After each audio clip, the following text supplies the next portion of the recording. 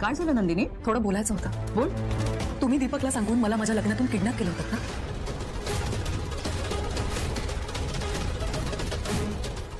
मी का करीन असं? आणि तुला कुणी सांगितलंय? त्यांनी काय फरक पडतो? फरक पडतो नंदिनी. कुणी सांगितलं तुला हे सगळं? पिहू पिहू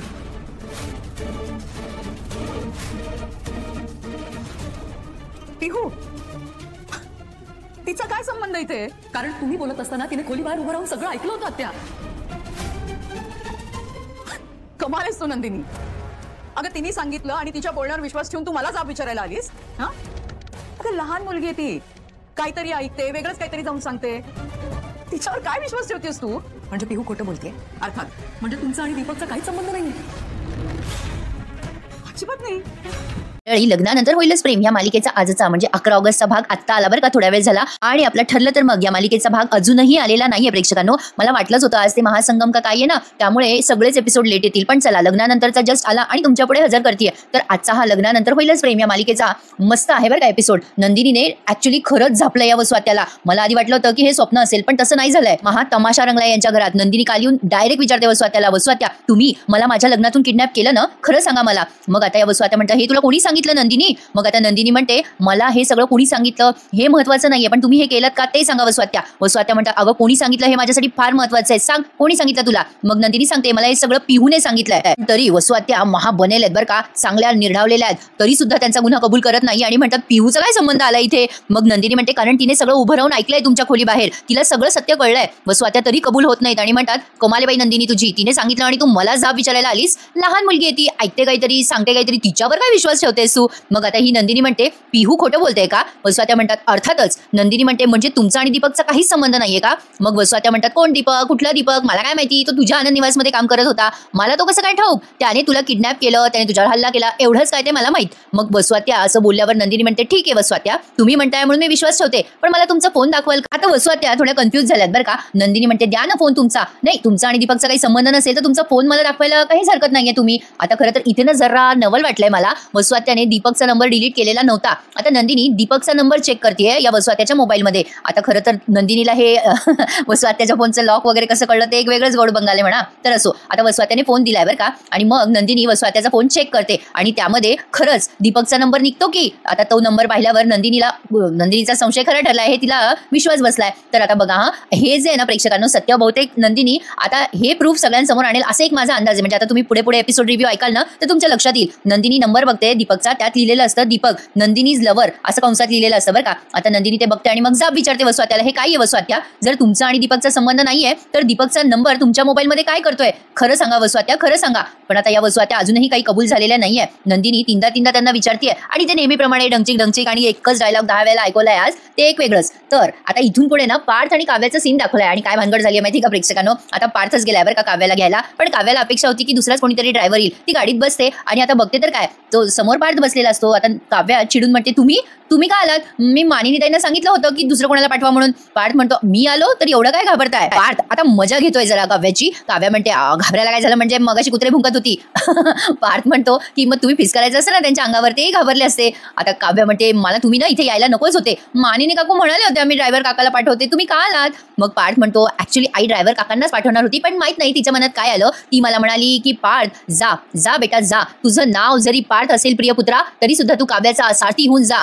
जरा मजा करतोय तो आणि म्हणतोय, आलो मी इथे तुम्हाला घ्यायला. काव्या म्हणते, इरिटेटिंग आहे. आता पार्थ म्हणतो, तुम्ही इंटरेस्टिंग म्हणत आहात, बहुतेक मला चुकीचं ऐकू येत आहे. काव्या म्हणते, मी इरिटेटिंगच म्हणते या सगळ्याला. पार्थ म्हणतो, काय इरिटेट केलं मी तुम्हाला? काव्या म्हणते, मला ना अजिबात हाऊस नाहीये तुमच्यासोबत प्रवास करायची, म्हणून इरिटेट होते मला, जाते मी आता उतरून. आता लगेच पार्थ म्हणतो, जा ना मग, हाऊस नसेल तर कशाला बसताय माझ्यासोबत. आता पार्थला माहिती आहे हिला दुसरा ऑप्शन नाही, ही चुपचाप बसणारच आहे गाडी, तू काय ऍटिट्यूड देतीये.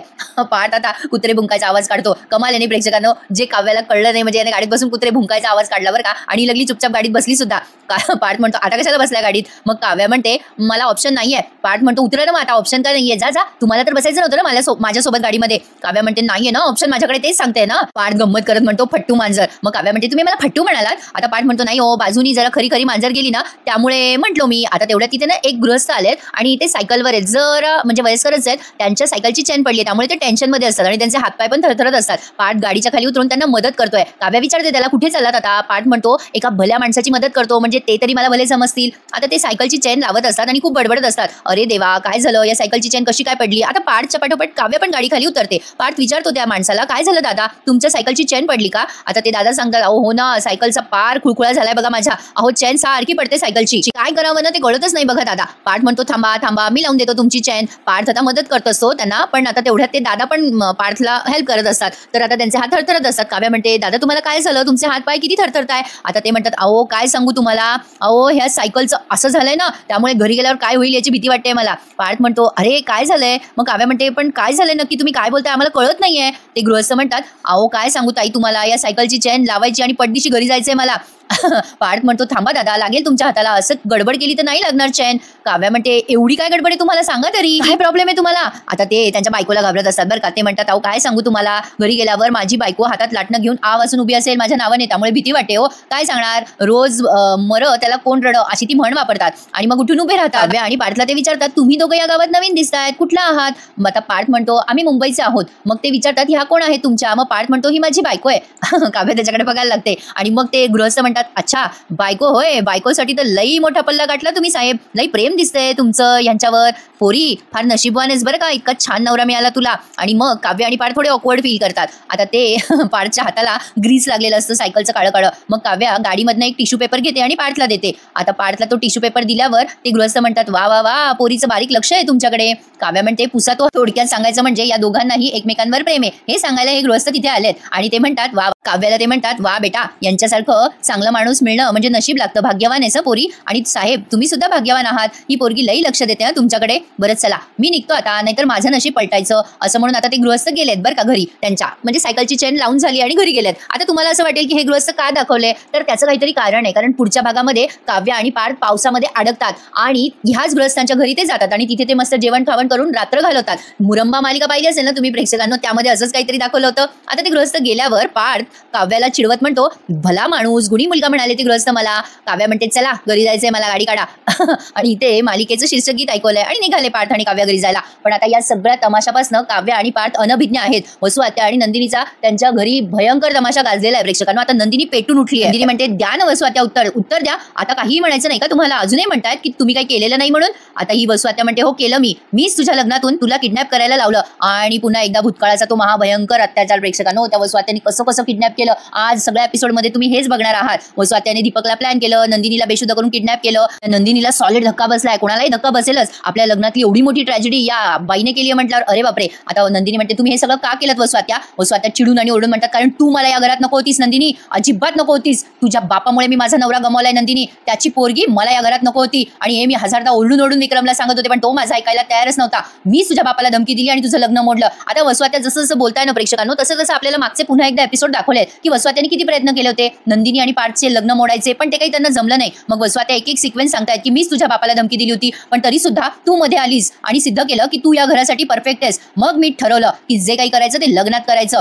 आणि नेमकं त्याच वेळेला आयत्या वेळेला मला माझ्या हाताला तो पत्ता लागला. तो पत्ता म्हणजे तो दीपक, जो तुझ्या प्रेमात वेडा झालेला होता. वसू आत्याने आता सगळं काही कबुलीनामा दिलाय बरं का या नंदिनीला. जे काही वसू आत्याने केलंय ना ते सगळं वसू आत्या नंदिनीला सिक्वली सांगतात. खरं तर प्रेक्षकांनो इथे जरा मला शंका आहे, नंदिनी तिच्या फोनमध्ये हे सगळं रेकॉर्ड करतेय अशी काहीतरी शंका आहे, किंवा पिहूला धमकी दिली होती ना वसू आत्याने, ती रेकॉर्डिंग नंदिनी सगळ्यांना दाखवते की काय, असं काहीतरी आहे बाबा. म्हणजे काय आहे नेमकं त्यात आपल्याला उद्याच कळणार आहे. वसू आत्या झालेला सगळा प्रकार नंदिनीला सांगतात. नंदिनी खरं तर ऐकून शॉक झालेली असते की ही बाई एवढी शातीर दिमाग कशी काय असू शकते. वसू आत्या सांगतात की तो दीपक तुझ्या प्रेमात वेडा झाला होता, मी त्याला हाताशी धरलं आणि हा सगळा प्लॅन केला. लग्नात तुझ्या काय काय झालं ते तर तुला माहिती आहे, ते तुला वेगळं कशाला सांगू मी. आता नंदिनीला फार वाईट वाटतं. ती म्हणते, वसू आत्या तुम्हाला जर एवढा राग होता माझ्याबद्दल तर मला आधीच सांगायचं असतं, मी निघून गेले असते या घरातून. तुमच्यामुळे माझ्या आयुष्याची किती फरफट झाली काही कळतंय का तुम्हाला. अहो आमच्या चौघांचे आयुष्य बर्बाद केले तुम्ही, तुम्हाला काहीच वाटत नाहीये या सगळ्या गोष्टींबद्दल. वसू आत्या अतिशय थंडपणे म्हणतात, मला काही वाटत नाहीये. नंदिनी म्हणत असते, तुम्हाला काहीच वाटत नाही वसू आत्या या सगळ्या गोष्टींबद्दल. त्यावर वसू आत्या म्हणतात, मला काहीच वाटत नाही. अगं जे केलं ना मी नंदिनी ते मी ठरवून केलंय. आता तू माझं काय वाकडं करणार आहेस ग. किती कॉन्फिडंट आहेत बघा आता या वसू आत्या. आता नंदिनी म्हणते, चॅलेंज करताय का तुम्ही मला, का मला चितवायचा प्रयत्न करताय. आता या वसू आत्या म्हणतात, जे समजायचं ते समज, अगं काय करायचं ते कर, मी नाही घाबरत. मग नंदिनी म्हणते, ठीक आहे मग तुम्ही बघाच. ही नंदिनी बोलून नाही दाखवत, ही नंदिनी करून दाखवते. आता मी काय करते ना ते तुम्ही बघाल वसू आत्या. असं म्हणून आता नंदिनी तिथून निघून जात असते. आता वसू आत्या तिला मुद्दाम चिथवतात, जसं म्हणायला हरकत नाहीये. त्या म्हणतात, काय ग काय करशील नंदिनी, अगं खाली जाशील आणि सगळ्यांना रडत रडत माझी कंप्लेंट करशील का. काय माझं गुपित सांगणार आहे सगळ्यांना? सांगच सांग, माझं गुपित सगळ्यांना सांग. कोणीच तुझ्यावर विश्वास ठेवणार नाहीये नंदिनी, कारण तू आत्ता या घरात आली आहे. हे घर माझं आहे नंदिनी, इथून मला कोणीही हलवू शकत नाही. तुला काय वाटलं तुझ्या सांगण्यावर सगळे विश्वास ठेवतील? चल जाग. आता नंदिनी पुढे म्हणते, आत्या, ज्या झाडाची मुळं खोल रुजलेली असतात ना, ती झाडं सुद्धा वादळाच्या तडाख्यात लांब फेकली जातात वसू आत्या. आता मी ते वादळ घेऊन येईल. मी हरते का तुम्ही हरताय आता ते बघूयात आपण. मी हरते का तुम्ही हरता हे आता आपण बघूच वसू आत्या. छान बोलली ना प्रेक्षकांनो नंदिनी, मस्त बोलली की एका मोठ्या झाडाचे वृक्ष सुद्धा मोठ्या वादळाच्या तडाख्यात दूर फेकले जाऊ शकतात. आता मीही तसंच वादळ तुमच्या आयुष्यात आणणार आहे. आज संध्याकाळी दिवे लागणीच्या वेळेला तुमचं हे काळं बेरं सगळ्यांसमोर आणणार आहे. सॉरी, काळं कृत्य असं म्हणते नंदिनी. तुमचं काळं कृत्य मी सगळ्यांसमोर आणणार आहे. नंदिनीने डायरेक्ट खुल्ला धमकी दिली आता वसू आत्याला. वसू आत्या मोठ्या पक्क्या आहेत बरं का. त्यांना पूर्ण विश्वास आहे की आपला भाऊ आपल्यावरच विश्वास ठेवेल, या नंदिनीवर कोण विश्वास ठेवणार आहे. पण कमाल नाही, एवढ्या वेळेला तोंडावर पडून सुद्धा त्यांना हा विश्वास आहे. असं काही दाखवतात प्रेक्षकांनो मालिकेमध्ये. आता नंदिनी धमकी देते आणि निघून जाते. मग वसू आत्या अशा तिथे उभं राहून विचार करायला लागतात. आता इकडे बघा, म्हटलं ना मगाशी काव्य आणि पार्थ पावसामध्ये अडकतात. आता एके ठिकाणी खूप पाऊस येत असतो आणि पुढे सगळा ट्रॅफिक जॅम असतो. पार्थ विचारतो तिथल्या त्या माणसाला एका की काय झालंय भाऊ. मग ते सांगतात, अहो पुढे मातीचं खच आहे, गाडी पुढे जाणार नाही, खूप वेळ लागेल हो ते सगळं क्लिअर व्हायला. पार्थ म्हणतो बरं ठीक आहे. आता काव्याला तिथे बाथरूमला जायचंय. काव्या म्हणते सगळे प्रॉब्लेम आजच येणार होते का, वैताग आलाय मला. आता हा पार्थ म्हणतो काव्या जरा पेशन्स ठेवा. काव्या म्हणते असे कसे पेशन्स ठेवू मी, मला मोशनला जायचंय. आता पार्थ म्हणतो थांबा ना, जरा कंट्रोल करा ना. डायलॉग आहे प्रेक्षकांनो. आता काव्या म्हणते कंट्रोल, असं कसं कंट्रोल करू मी. अहो काय बोलताय, कळतंय का तुम्हाला? असं नेचर कॉलला असं कोणी कंट्रोल नसतं करू शकत. अहो तुमचं काय, तुम्हाला मुलांना नाही कळणार हे सगळं, हा मुलींचा प्रॉब्लेम आहे, तुम्हाला नाही कळणार. पार्थ म्हणतो अरे आता या मुलींच्या विषयावर भांडणार आहात का काव्या तुम्ही माझ्याशी. काव्या म्हणते तुम्हाला नाही कळणार मुलींचा प्रॉब्लेम, जाऊ द्या सोडा. आता पार्थला हिची इमर्जन्सी खूप कळते बरं का मनापासून. तो म्हणतो बरं जरा थांबा, आपण बघूया तिथे जवळपास कुठे काही सोय आहे का. आता तो तिथे बाजूला गाडी लावतो आणि तिला खाली उतरवतो. आता दोघेही जण शोधतायत काही तिथे जवळपास सोय का. साहजिक आहे म्हणा, एवढ्या पावसात नेचरचं कॉल येणं. तर असो, आता पार्थ निघालाय आणि इकडे तिकडे शोधाशोध करतोय. आणि पुन्हा एकदा इकडे या नंदिनीचं आणि या वसू आत्याचा तमाशा दाखवलाय त्यांनी. बरं आता हा जो शेवटचा सीन आहे ना प्रेक्षकांनो, अरे बाप रे बाप काय गाजवलाय हा सीन. म्हणजे आज मालिकेतला हा शेवटचा सीन तुम्ही बघताय. नंदिनी आता दिवे लागणीच्या वेळेला आरती वगैरे करतेय, दिवा लावतीये आणि जणू काही देवाकडनं खूप सगळी हिंमत एकवटून घेतेय, देवाकडनं सहनशक्ती मागतीये, असं काहीतरी त्यांनी फिल्मी पद्धतीने गाजवलंय. नंदिनी आता वसू आत्याच्या समोर येते. वसू आत्या नंदिनीकडे बघायला लागतात. वसू आत्या आतापर्यंत कॉन्फिडंट होत्या की नंदिनी आपलं वाकडं करू शकणार नाही, पण आता इथे पुन्हा तो लग्नाचा अत्याचार दाखवलाय. नंदिनीला या सगळ्या प्रसंगातनं ती किती वाईट पद्धतीने गेली आहे ते सगळं आठवतं आणि तिच्या डोळ्यात पाणी आलेलं असतं. लग्नात तिची झालेली फरफट, तिला लग्न करायचं नव्हतं तरी पण तिच्यावर केलेली ती लग्नाची बळजबरी, मग जीवाने पुढे येऊन तिला दया दाखवून तिच्याशी लग्न करणं, या सगळ्या गोष्टी तिला आठवतात आणि या गोष्टीचा तिला प्रचंड त्रास होत असतो आणि ती हे सगळं वसू आत्याला जबाबदार धरतीये. ऑफकोर्स या सगळ्या गोष्टीसाठी वसू आत्या जबाबदार आहेतच, पण कसं असतं ना प्रेक्षकांनो, काही व्यक्ती निमित्त ठरतात. आता यांची गाठ आधीच जुळलेली होती, यांचे लग्न होणारच होते, पण वसू आत्या निमित्त ठरल्या असं आपण म्हणायला हरकत नाहीये. या बाबतीत तुम्हाला काय वाटतं मला कमेंट करून नक्की कळवा. आता नंदिनी वसू आत्याच्या समोर येते. आधी सगळं तर भूतकाळ आठवून घेते आणि मग वसू आत्यावर ओरडून म्हणते शत्रू घरातलाच असेल तर काय करायचं हो वसू आत्या. वसू आत्या म्हणतात मला का विचारतेस ग तू हे. नंदिनी म्हणते कारण तुम्ही आमच्या आयुष्याचा आणि स्वप्नांचा शेवट केला वसू आत्या. आता मानिनी ते म्हणतात नंदिनी अगं हे काय बोलतेस तू. नंदिनी म्हणते हो आई, अहो दीपकशी हात मिळवणी करून याच वसू आत्याने मला लग्नातून किडनॅप केलं होतं. रम्या घाबरली ना आता, अरे बेटा आपण तो एक्सपोज हो गए. आता बघा वसू आत्या जे बोलल्या ते सगळं नंदिनी आठवते, पण आता ते सगळं आपल्याला उद्याच्या भागात बघायला मिळणार. पण पुढच्या भागात जे आपल्याला अपेक्षित नव्हतं ते काहीतरी घडलंय नंदिनीच्या बाबतीत. म्हणजे नंदिनीचा सासरा पलटलाय आणि ते वसू आत्याची बाजू घेऊन म्हणतात काय बोलतेस नंदिनी, अगं माझी बहीण असं कधीच करणार नाही. मग वसू आत्या पण म्हणतात आरोप करण्यापूर्वी अगं 1000 वेळेला विचार करायचा असतो नंदिनी, आहेत का तुझ्याकडे पुरावे माझ्या विरुद्ध आहेत. मग नंदिनी म्हणते आता असा खणखणीत पुरावा देते ना वसू आत्या, तुमच्या खोटेपणावर आणि माझ्या खरेपणावर सगळ्यांना विश्वास बसतो की नाही बघाच. आणि मग सगळ्यांना टेन्शन आलं, एकदम ढंगचिक वातावरण आहे प्रेक्षकांनो. म्हणजे म्युझिक तर वाचतच आहे पण वसू आत्या पण फुल टेन्शन मध्ये आहेत. नंदिनी आता काय पुरावा देईल हे बघणं इंटरेस्टिंग ठरणार आहे. आणि थांबा इकडे काव्या आणि पार्थचा रोमॅन्स चालू आहे बरं का. ते सायकलवाले काका आहे ना त्यांच्या घरी जातात हे दोघे जण आणि काव्या तिथे वेषांतर म्हणजे त्या मावशींची साडी घालते, पातळ नऊवार वगैरे नेसते आणि छान भाकरी पिठलं खाणारे ते दोघे जण. रमाची मावशी नाही का प्रेक्षकांनो, ती दाखवली आहे त्या सायकलवाल्याची बायको. तर बघूयात आता उद्याचा एपिसोड खास असेल. कालचा फार बोर दाखवला होता बघा, आजचा छान दाखवला एपिसोड. सस्पेन्स आता हा आहे प्रेक्षकांनो की नंदिनी वसू आत्याच्या विरोधात कुठला पुरावा दाखवेल. म्हणजे पिहूने केलेली रेकॉर्डिंग का ती वसू आत्याशी जे काही बोलली ते तिने रेकॉर्ड केलंय, हे जरा सस्पेन्स आहे. पाहूयात काय घडतंय उद्याच्या भागात. वसू आत्याला शिक्षा झाल्यावर हे चारही जोडपे जवळ येतात एकमेकांच्या, काय होतं काय नाही हे आपल्याला येणाऱ्या भागात कळेलच. आजचा एपिसोड तुम्हाला कसा वाटला प्रेक्षकांनो. एपिसोड येण्याची वेळ फिक्स नाहीये, त्यामुळे प्लीज चॅनलला सबस्क्राईब करून ठेवा. एपिसोड आला की तो लगेच तुमच्या मोबाईलवर तुम्हाला दिसेलच. म्हणूनच सांगते की चॅनलला सबस्क्राईब करा आणि आपले येणारे सगळे रिव्ह्यूज एन्जॉय करायला विसरू नका. भेटूयात उद्या पुन्हा एकदा लग्नानंतर होईलच प्रेम या मालिकेच्या नवीन रिव्ह्यू सहित. तोपर्यंत टेक केअर प्रेक्षकांनो, धन्यवाद. लग्न कोणाचं लागलं? तुमच्या सख्या बहिणीचं. हळकुंड कोणाच्या हाताला आहे? तुमच्या. मग लग्न कोणाचं व्हायला हवंय? तुमचं. हो ना. जिचं लग्न ठरलं होतं ती बिन लग्नाची या गावातून गेली, ते तरी कुठे बसणार आहे आमच्या गावच्या परंपरेत. नाही बाबा, एवढं सगळं झाल्यानंतर आता मी लग्न करण्याच्या मनस्थितीतच नाही, कुणाशीच नाही. लग्न तर तुला करावंच लागेल नंदिनी.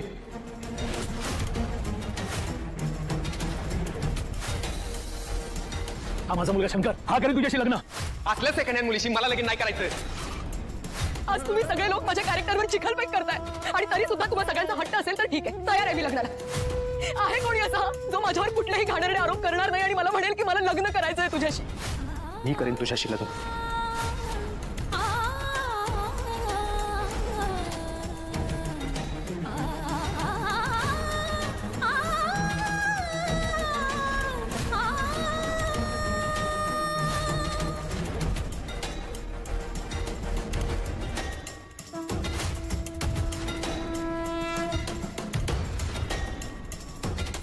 मी जे केलं ते ठरवून केलं आणि आता तू माझं काहीच वाकडं करू शकत नाहीस. शत्रुबुद्धी विनाशाय. शत्रू घरातलाच असेल तर काय करायचं असते? हे तू मला का विचारतेस? कारण आम्हा चौघांच्या आयुष्याचा आणि स्वप्नांचा शेवट केला तुम्ही. काय बोलते सुनंदिनी? हो आई, दीपकशी हात मिळवणी करून मला लग्नातून किडनॅप करणाऱ्या बस वाटल्या होत्या.